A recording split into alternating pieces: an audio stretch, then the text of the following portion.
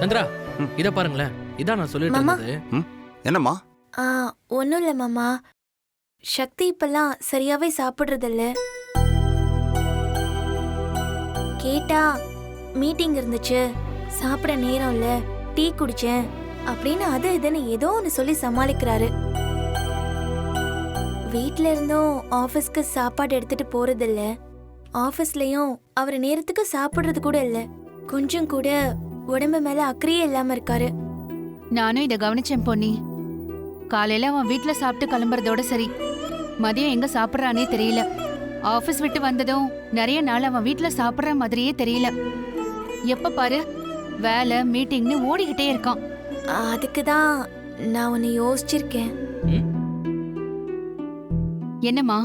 சமைச்சு முடிச்சிட்டு உங்க எல்லாருக்கும் பரிமாறினதுக்கு அப்புறம் சக்திக்கு ஆபீஸ்க்கு நானே சாப்பாடு எடுத்துட்டு போய் கொடுக்கலான்னு பாக்குறேன்.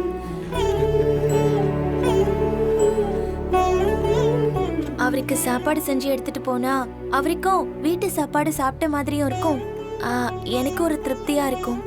அடடடடடடா, இதெல்லாம் ஒரு மனைவிக்கு அழகு. ஏன் சண்முகம், நீயும் நிறைய இடங்களுக்கு போய் வளைச்சு வளைச்சு வயலின் வாசிச்சிட்டு இருக்கியே, என்னைக்காச்சும் ஒரு நாள் உஷா அண்ணி உனக்காக சபாக்கு சாப்பாடு கொண்டு வந்து கொடுத்துருக்காங்களா? டேய், அந்த குடுப்பனெல்லாம் எனக்கு இல்லடா கார்த்தி. ஏன் பவானி, நீ என்னைக்காவது உன் புருஷனுக்கு ஆபீஸ்க்கு சாப்பாடு எடுத்துட்டு போயிருக்கியா? எங்க அவர்தான் என்ன ஆபீஸ் பக்கமே வரவிட மாட்டேங்கிறாரே.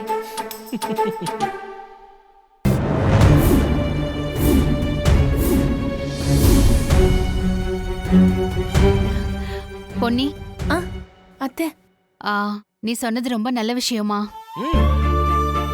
அவனுக்கு சாப்பாடு கொண்டு போய் கொடுத்து பக்கத்திலேயே இருந்து சாப்பிடுன்னு சொன்னா மட்டும்தான் அவன் நேரத்துக்கு ஒழுங்கா சாப்பிடுவான்.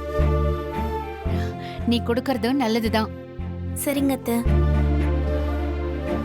ஏன் பொன்னி, இத சமைச்சு முடிச்சிட்டு வந்து கேட்டிருக்கலாம்ல. இல்லக்கா, அவருக்கு சாப்பாடு எடுத்துட்டு போறதுன்னா அவருக்கு பிடிச்சதா கொஞ்சம் சமைப்பேன்,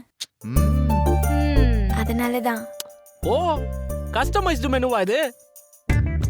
ஓகே ஓகே. அப்போ இன்னைக்கு சாப்பாடு தடபுடலா இருக்க போகுது. பொண்ணு கொஞ்சம் கூட லேட் பண்ணாம சீக்கிரம் ஆரம்பி. சரிங்க மாமா.